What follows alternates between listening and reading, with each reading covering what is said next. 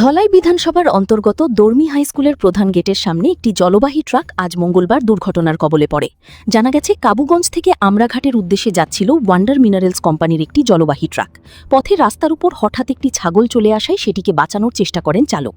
এ সময় ট্রাকটি নিয়ন্ত্রণ হারিয়ে রাস্তার পাশে উল্টে যায়। দুর্ঘটনায় ট্রাকে বহন করা পানীয় জলের বোতলের প্রায় অর্ধেক নষ্ট হয়ে যায় এবং গাড়িটিরও ব্যাপক ক্ষয়ক্ষতি হয়। ট্রাকে থাকা চালকসহ দুইজন ব্যক্তি গুরুতর আহত হন।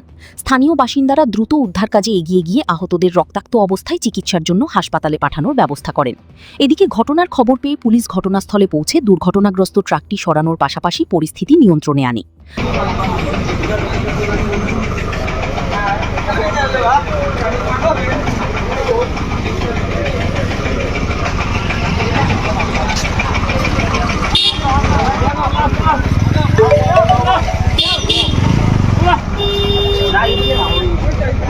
পারবাই না ওটাইতে